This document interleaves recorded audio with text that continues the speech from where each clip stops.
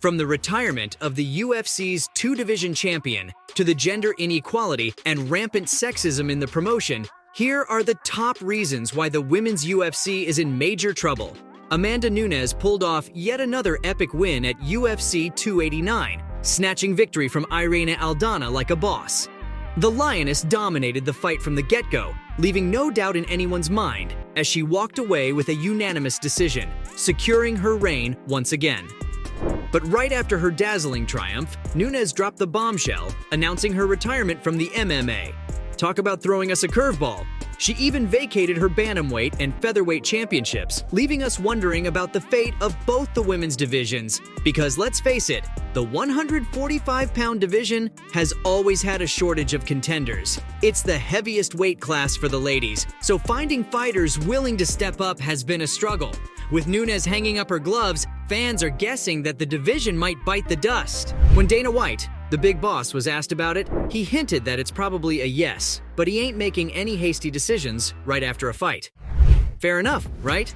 But Nunes has been a force to be reckoned with. Ever since snatching the title in 2016 from Miesha Tate, sure, she hit a bump in the road when Juliana Pena submitted her in their second-round showdown at UFC 269.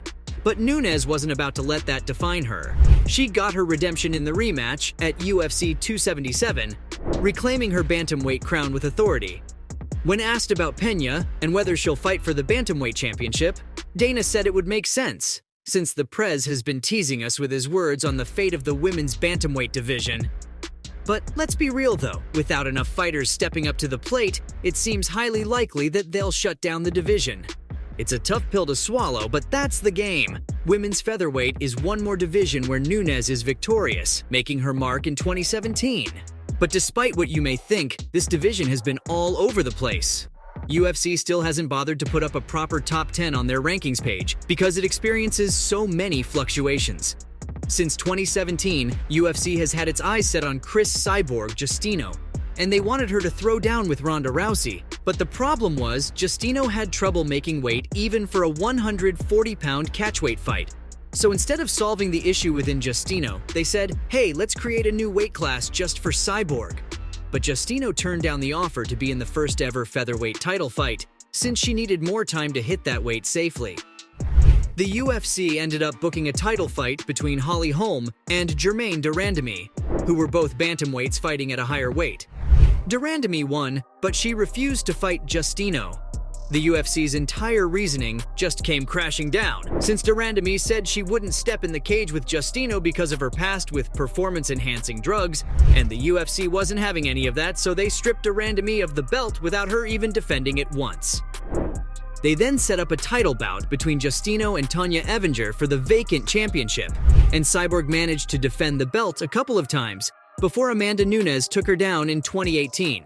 In over 6 years, there have only been 7 featherweight title fights, and half of those fights featured fighters who are actually natural bantamweights. The division was hanging by a thread, and Nunes only had to defend her title twice since crushing Cris. But let's be honest, it was just a showcase for Justino. Still, it unexpectedly gave Nunes that double champ status, which she totally deserves, and it's a cool addition to her GOAT resume. But if we're being real, the featherweight division was a bit of a circus act. And now, poof, it's gone. Or maybe it never truly existed in the first place. Some folks even believe the division's just waiting for PFL star Kayla Harrison to swoop in as a free agent signing. But they never learn from their mistakes, do they? Without Nunes in the mix now, it's like the division has lost its mojo, and with nothing left to offer the fans, it might as well be removed. Not only has women's UFC become boring, but there have also been a lot of instances where female fighters have been exploited. Back in 2011, Dana boldly claimed that women would never be part of the fight scene, but boy, did he eat his words. A year later, they signed the fierce Ronda Rousey for a little experiment in women's MMA, and it paid off big time.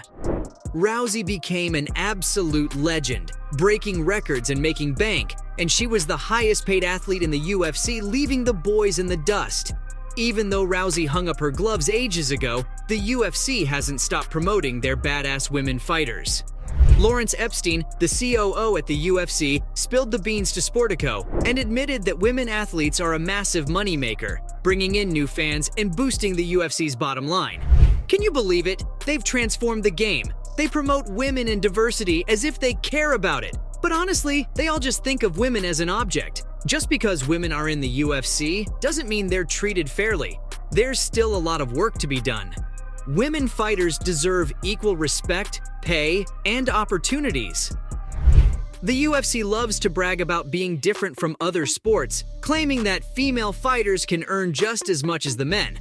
But let's be real here. Aside from Ronda Rousey, there's not much evidence to back that up. Since the UFC isn't publicly traded yet, they don't have to disclose fighter pay. This makes it difficult to get a clear picture of what fighters actually earn, allowing the UFC to make claims of equality. But estimates suggest that fighter pay accounts for only 10% to 20% of the UFC's revenue, with the majority going to male champions and stars. In comparison, players in the NFL and NBA take home around 50% of their league's revenue. Talk about injustice. It's estimated that female fighters earn about 68% of what their male counterparts make on average. And sure, fighting can be a lucrative gig for some, but when you consider the billions of dollars the UFC rakes in, the fighter's reward seems way too less. And let's not forget the mental and physical toll the sport takes on these fighters. To top it all off, the UFC classifies fighters as independent contractors and saves a boatload of money because fighters have to cover their own training, coaching, healthcare, and even retirement investments, all out of their own pockets. Except for a few UFC stars, many fighters struggle to make ends meet. Former UFC fighters Leslie Smith and Kayan Johnson tried to organize fighters, but got the boot from the UFC. They argued that the UFC treats fighters like employees but labels them as independent contractors, so it's an odd arrangement considering fighters undergo random drug testing and are required to wear UFC partners' apparel during fights, things you wouldn't typically see in a contractual relationship. Smith and Johnson also think that unionizing is the best shot fighters have at gaining more control, better pay, and improved healthcare. But here's the catch. UFC fighters are a tough bunch to organize because the UFC has created a climate of fear. The amount of control they exert over fighters has them walking on eggshells. Not only are women fighters given less pay, they're also not given the respect they deserve. The UFC has had a fair share in the sexism controversy, starting with welterweight fighter and self-proclaimed sexist Matt Brown. Brown, who hosts his own podcast radio show, decided it was necessary to share his opinion on the existence of the women's division and the attention talented female fighters like Ronda Rousey and Miesha Tate were receiving.